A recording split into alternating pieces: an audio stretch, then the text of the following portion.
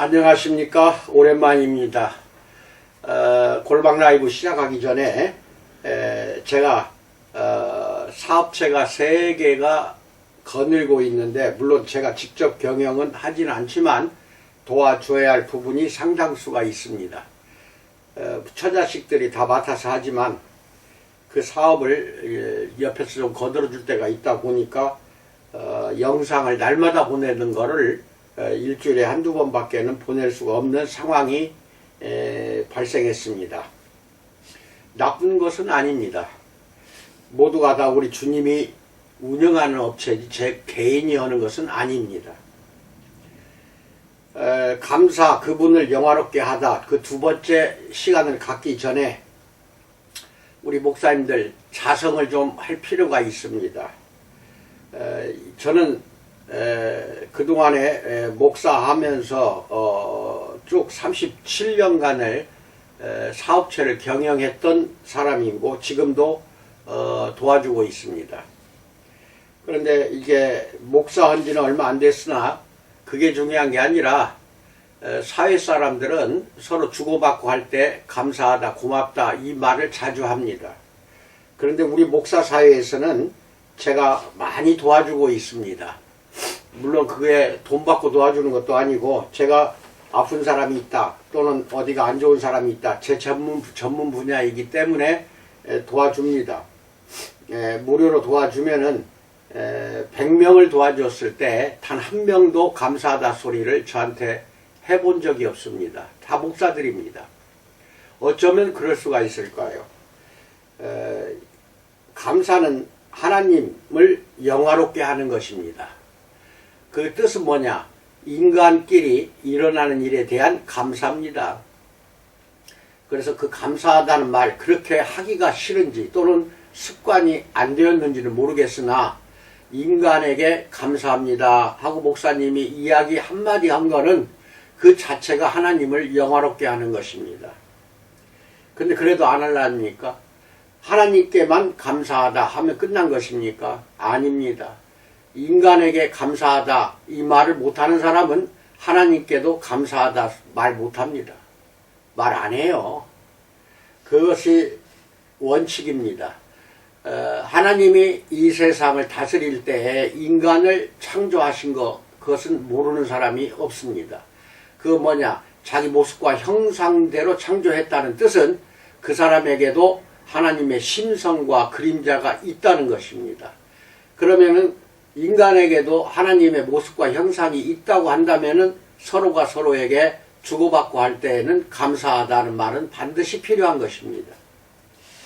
그것이 또한 하나님을 영화롭게 하는 것입니다. 이 점을 깨닫고 오늘부터는 감사합니다 이 말이 습관화가 된다면은 하나님께 영화를 돌려드렸기 때문에 하나님 역시 영화롭게 한 그 자녀에게 또는 그 목회자에게 가만히 있을 리가 없습니다.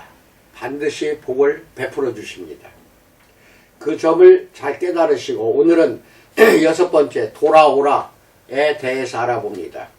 누가복음 17장 15절로 16절에서 그 중에 한 사람이 자기가 나은 것을 보고 큰 소리로 하나님께 영광을 돌리며 돌아와 예수의 발 아래에 엎드리어 감사하니 그는 사마리아 사람이라. 여기에는 엄청나게 숨어있는 뜻이 포함되어 있습니다. 사람들이 지시받은 대로 가자 치유가 이루어집니다. 우리는 그들이 제사장들을 향해 얼마나 멀리 갔을 때 자신들이 낫게 된 사실을 깨달았는지는 모릅니다. 다만 그렇게 멀리 가지 않았다는 것은 알고 있습니다. 왜냐? 다시 돌아온 사마리아인이 예루살렘을 향해 가시는 예수님을 발견할 수 있었기 때문입니다. 또 분명히 제자들은 그 사람이 예수님에게 이르기 전에 큰 소리로 찬양하는 것을 들을 수가 있었습니다. 따라서 아마 그의 병이 나았을 때 그는 너무 멀리 가지 않았을 것이고 그렇다고 제자들 옆에 있지도 않았을 것입니다. 나는 이 사람이 돌아올 때 적잖이 걸었을 거라고 짐작해 봅니다. 그렇지 않으면 다른 9명 또한 돌아오지 않은 납득할 만한 이유가 없습니다. 예수님에게 돌아오는 길은 틀림없이 둘러가는 길, 계획의 변경을 수반합니다. 이때까지 10명의 나환자들은 일제의 행동을 같이 했던 것입니다. 즉 그들은 함께 살아왔고 함께 큰 소리로 외쳤으며 함께 떠났고 함께 나음을 받았습니다. 그러나 이제는 한 사람만 대형을 벗어난 제트기처럼 떨어져 나와서 예수님에게로 향합니다. 뭔가가 달라졌습니다. 어쩌면 그의 피부가 깨끗해졌거나 늘 있던 가려움과 고통이 사라졌을 것입니다. 무슨 일이 일어났든 간에 그 사람은 자기가 복을 받았다는 것을 알게 되며 그 복은 반응을 요구했습니다.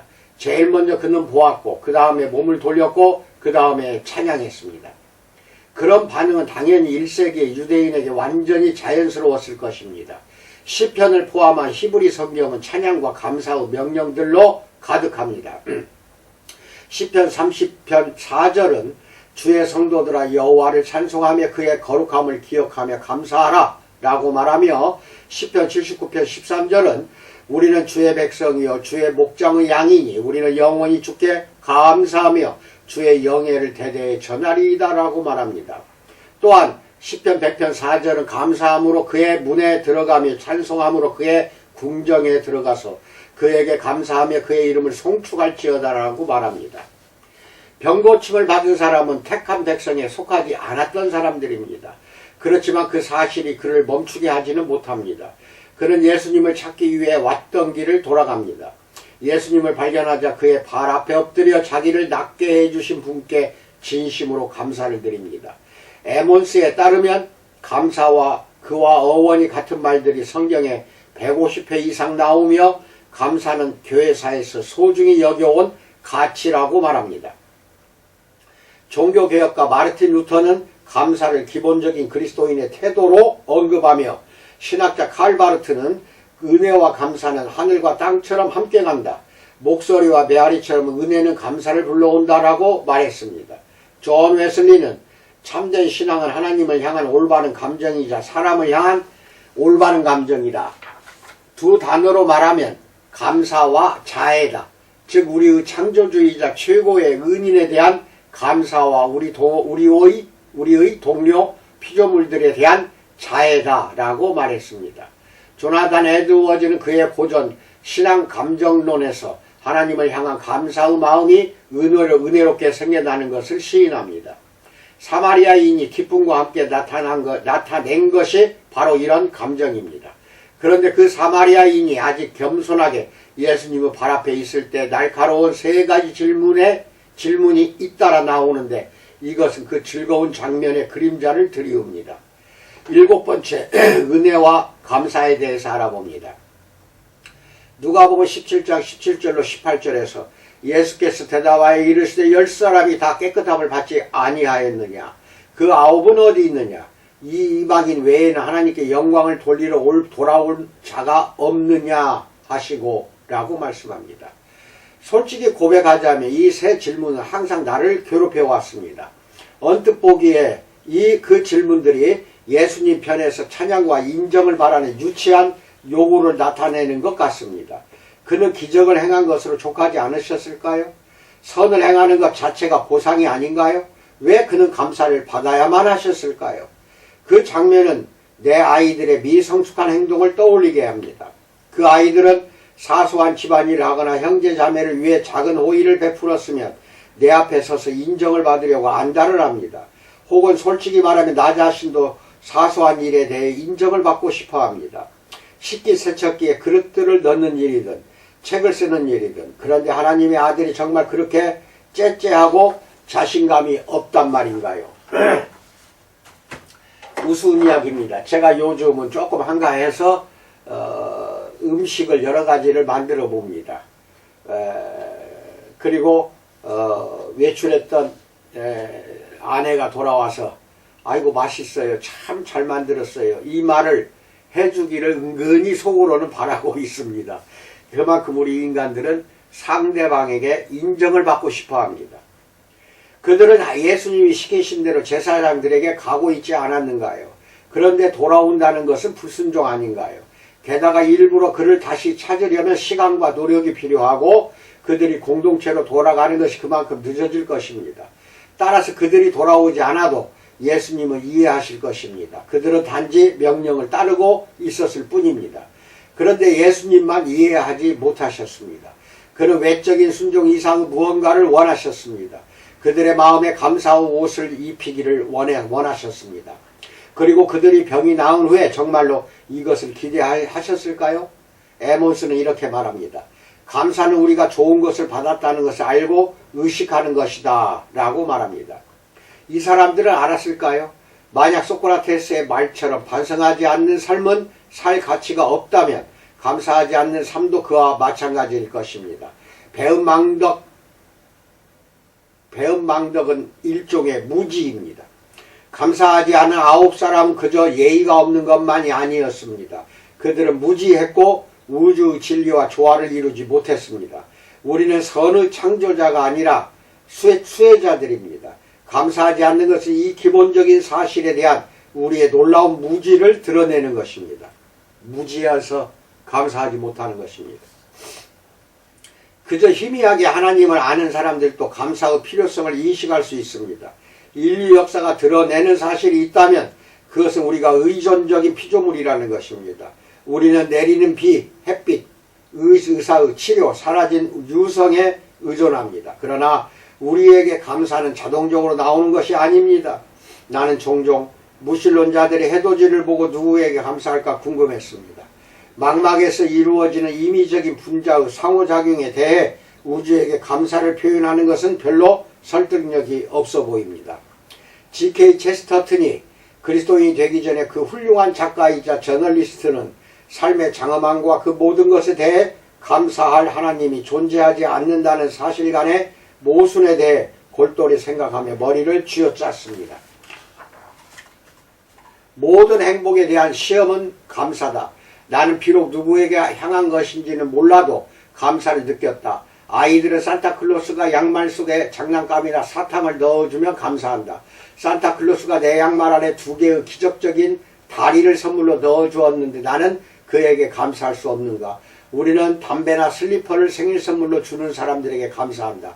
그런데 나는 탄생이라는 생일 선물에 대해 아무에게도 감사할 수 없는가? 라고 말합니다. 체스터튼의 감사를 향한 충동은 지극히 자연스러운 것입니다. 에몬스는 이렇게 말합니다. 나는 우리가 받은 그 선한 것들에 대해 감사를 표현하고자 하는 강력한 욕구가 우리 내면에 나타나고 있다고 믿게 되었다라고 말합니다. 8번째, 은혜로운 명령에 대해서 알아봅니다.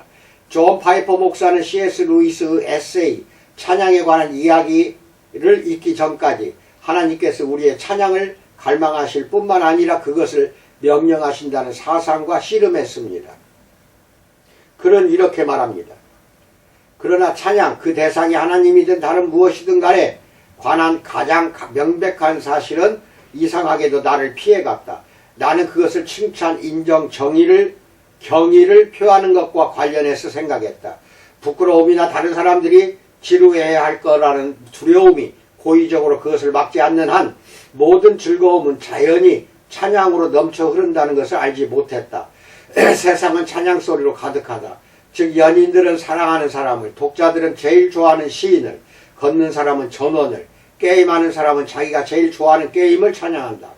날씨, 포도주, 요리, 배우, 자동차, 말, 대학, 나라, 역사적 저명인사, 어린아이들, 꽃, 산, 희귀한 우표, 희귀한 딱정벌레, 심지어 때로는 정치인이나 학자들도 찬양의 대상이다.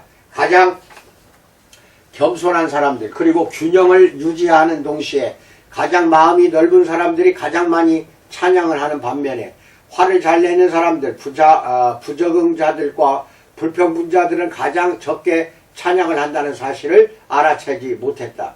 우리가 즐기는 것을 기쁘게 찬양하는 이유는 찬양이 단지 즐거움의 표현일 뿐만 아니라 그 즐거움을 완성하기 때문이라고 생각한다. 찬양은 기쁨의 완성이다. 연인들이 계속해서 서로 아름답다고 말해주는 것은 그냥 듣기 좋은 칭찬이 아니다. 기쁨은 그것이 표현되기 전까지는 완성된 것이 아니다라고 말합니다. 가장 먼저 우리가 하나님을 찬양하는 이유는 그분이 가치가 있기 때문입니다. 두 번째로 우리가 하나님을 찬양하는 것이 우리에게 유익하기 때문입니다. 하나님께 감사하는 것은 우리에게 복이 됩니다. 우리에게 찬양을 명하지 않으시는 하나님은 사랑이 없으실 것입니다. 파이퍼는 이렇게 요약합니다. 하나님은 우주에서 유일하게 그 자신이 찬양받고자 하시는 것이 궁극적인 사랑의 행위이다라고 말합니다. 우리뿐 아니라 하늘에 계신 사랑하는 우리 아버지께서 창조하신 우주는 그 자체가 찬양을 위해 만들어졌습니다. 다윗은 시편 19편 1절에서 하늘이 하나님의 영광을 선포하고 궁창이 그의 손으로 하신 일을 나타내는도다라고 경탄했습니다. 피조물의 선포와 나타냄은 분명 하나님의 존재에 대한 설득력 있는 주장입니다. 하지만 그것들은 단순한 변증론에 그치지 않습니다. 그것들은 찬양의 본래 형태입니다.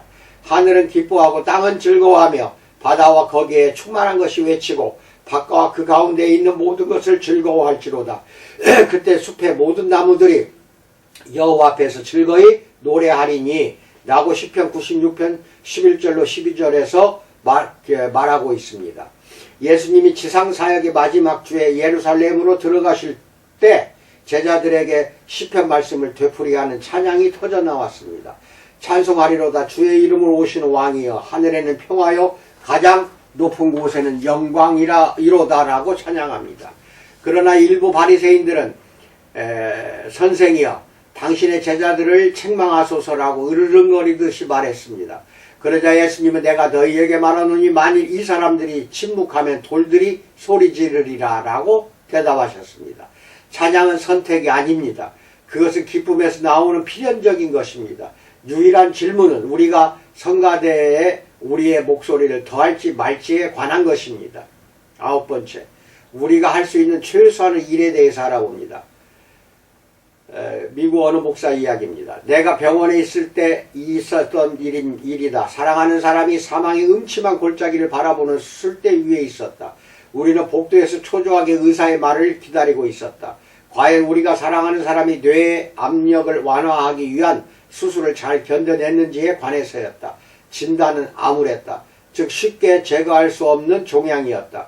그곳에서 기다리는 몇 분간이 마치 몇 시간 같았다. 우리는 의사가 다가오는 것을 보기가 두려웠다. 하지만 결과를 알아야만 했다.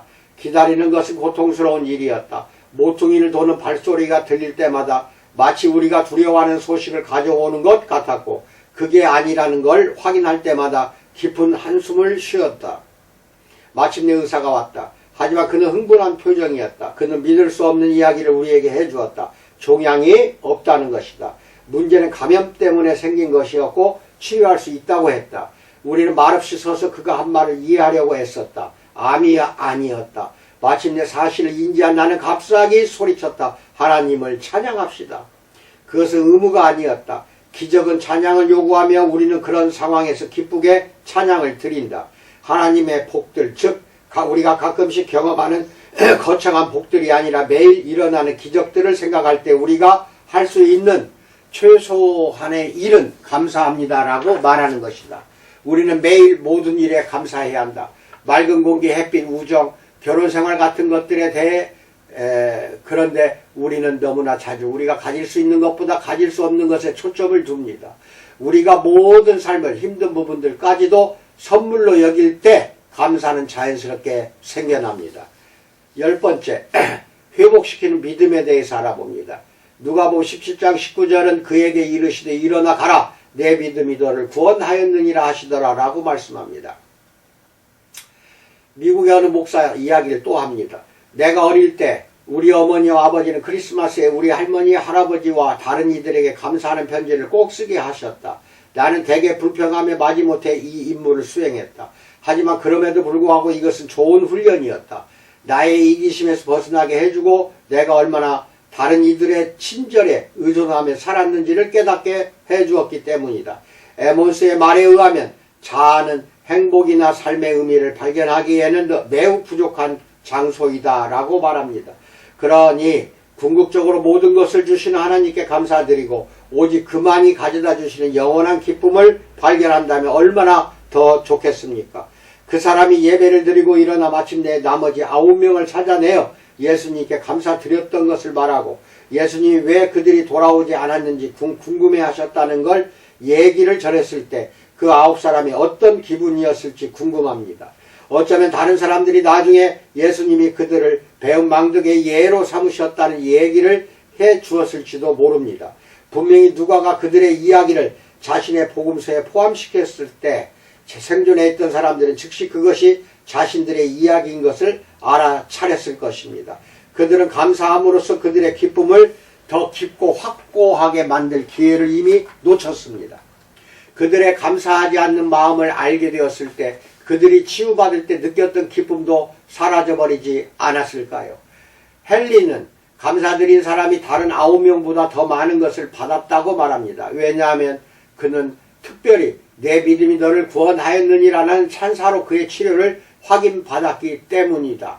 믿음의 기도로 복을 받고 믿음의 찬양으로 화답할 때 일시적인 복들이 배가 되고 더 감미로워진다라고 말합니다. 9사람은 치료를 받았고 그 한 사람은 치료와 함께 예수님과의 관계도 얻었던 것입니다. 이 믿음을 행사한 사람이 선택받은 백성 중 한 사람이 아니라 미움받던 사마리아인이었다는 사실을 주목하십시오. 하나님 나라에 다가갈 때 영적인 이점들이 오히려 불리한 점이 될 수 있습니다. 가난한 자들은 복이 있습니다. 11번째 마지막으로 핑계는 없다에 대해서 알아봅니다. 하나님의 은혜를 경험하는데 장애물이 없는 것처럼 핑계도 없습니다. 우리가 더 많이 받기 원한다면 우리가 가진 것을 사용해야 합니다. 우리가 감사할 일이 많지 않아 보이더라도 감사하는 마음은 언제나 더 많은 복을 받게 됩니다. 나는 직장을 잃었을 때 실업이 나쁜 일이라 하더라도 나에게 일어날 수 있는 최악의 일은 아니라는 것을 곧 깨달았습니다. 나는 그보다 더 나쁜 2가지 일을 떠올릴 수 있습니다. 그것은 죽음과 이혼입니다. 하나님의 은혜로 그 2가지 일은 우리 가정에서 일어나지 않았습니다. 그래서 나는 솔직히 다행이라 여깁니다. 하나님은 때때로 그런 일들도 허락하시고 그래도 여전히 선하시지만 나의 경우엔 그렇지 않으셔서 나는 매우 감사합니다. 감사는 우리에게 또 다른 축복을 가져다 주었습니다. 그것은 바로 평안입니다. 예수님은 마태복음 25장 29절에서 무릇 있는 자는 받아서 풍족하게 되고 없는 자는 그 있는 것까지 빼앗기리라 라고 말씀하셨습니다. 우리가 감사함으로 받는다면 누구나 하나님의 복을 누릴 수 있습니다. 병고침을 받은 사람은 계속 땅에 엎드려 있지 않았습니다. 대신 그는 일어나 그의 사랑하는 주님의 권유로 새 삶을 시작했습니다. 그것은 감사하는 삶입니다. 감사는 우리를 겸손하게 할 뿐만 아니라 자유롭게 해줍니다. 참으로 자신을 낮추는 사람은 높임을 받을 것입니다. 아멘. 이상입니다. 이제 우리 목회자들이여 감사합시다. 감사로 시작해서 감사로 끝냅시다. 내일 모레면 2022년 1월 1일입니다. 감사로 시작해서 2022년 마지막 아니라 영원히 이 목숨이 이 세상이 살 때까지는 인간끼리도 서로 감사합니다 라는 말을 해야 되고 그것이 바로 하나님을 영화롭게 하는 우리의 행위일 뿐입니다. 의식적으로 하는 것도 아닙니다. 내가 내 마음속에서 우러나오는 감사 표시를 오늘부터 하도록 여러분과 나는 우리 주님을 영원롭게 한다는 그 사실을 깨닫고 잘 하시기를 진심으로 축원드립니다. 감사합니다.